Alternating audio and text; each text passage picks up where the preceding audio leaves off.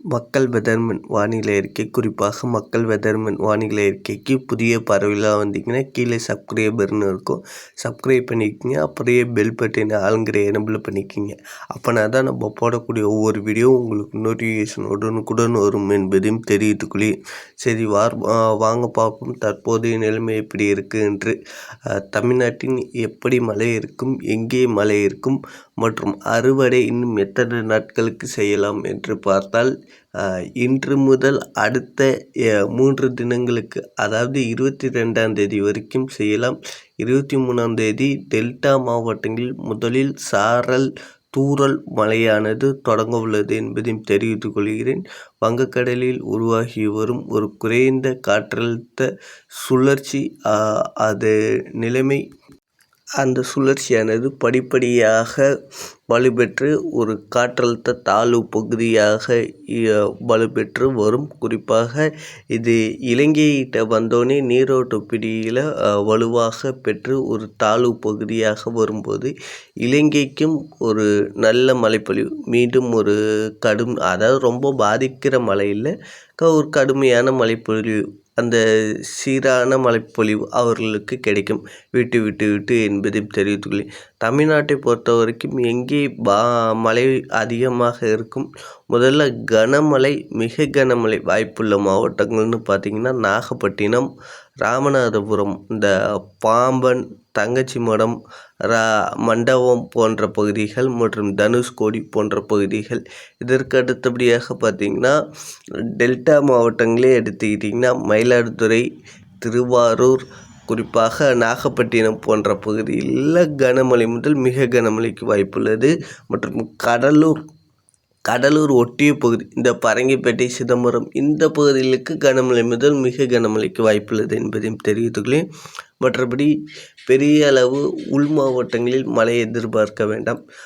போன சுற்று எப்படி ஒரு 2-3 மணி நேரம் விட்டு மழையை கொடுத்ததோ, சாரல் தூறல் மிதமான மழை ஒதுக்கி பெய்ததோ, அதே போல தான் இந்த சுற்று கொஞ்சம் பரப்பளவில் கூடுதல் மழைக்கு வாய்ப்புள்ளது.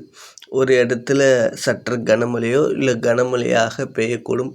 இதனால் விவசாய பணிகள் 22ஆம் தேதி மாலை அல்லது 23ஆம் தேதி மதியத்துக்குள் முடித்து கொள்ளுமாறு அன்புடன் கேட்டுக்கொள்கிறேன். அது வரைக்கும் மழையிலே, அதற்கு பிறகுதான் 23ஆம் தேதி இரவுக்கு பிறகுதான் குறிப்பாக சொல்லணும்னா நாகப்பட்டினத்தில் மழை தொடங்கும். அது 23ஆம் தேதி இலங்கைக்கே மழையை தொடங்க ஆரம்பிச்சிடும். திரிகோணமலை மற்றும் குறிப்பாக முல்லைத்தீவு போன்ற பகுதியெல்லாம் 23ஆம் தேதி மதியம் மாலையிலே மழை தொடங்கிவிடும். நமக்கு இரவு நேரங்கள், அதாவது நள்ளிரவு அதிகாலை நேரங்களில் 24ஆம் தேதி நாகப்பட்டினம் கடலோரம் ஒட்டிய பகுதியெல்லாம் மழை தொடங்கிவிடும் என எதிர்பார்க்கப்படுகிறது என்பதையும் தெரிவித்துக் கொள்கிறேன்.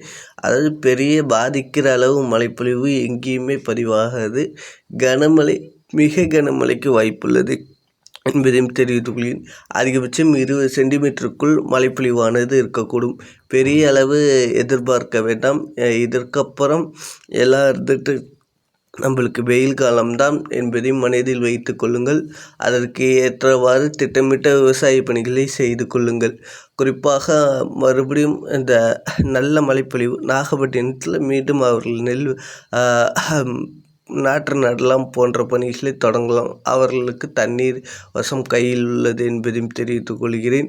மற்றும் இதற்கு அடுத்தபடியாக குறிப்பாக இந்த கரூர், திருப்பூர், தாராபுரம், மூலனூர் போன்ற பகுதியில் அறுவடை பணிகள் பண்ணாமல் இருக்கீங்க, அவர்களும் முடிந்த அளவு சீக்கிரம் பண்ணிவிடுங்கள். ஏன்னா அடுத்த சுற்று மழை வரப்போகிறது. 24ஆம் தேதியிலிருந்து குறிப்பாக ஒரு 3 நாட்களுக்கு மட்டும் மழை இருக்கும்.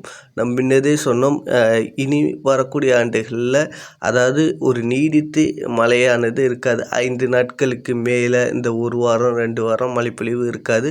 அதிகபட்சம் இருந்தால் 3 அல்லது 4 நாட்களுக்குள் தான் இருக்கும் என்றும், அதேபோல் தான் அனைத்து தன்மைகளும் சாதக தன்மைகளும் அமைந்து வருகிறது. பெரிய அளவு தொடர் மழைப்பொழிவு 4 நாட்கள் இருக்காது.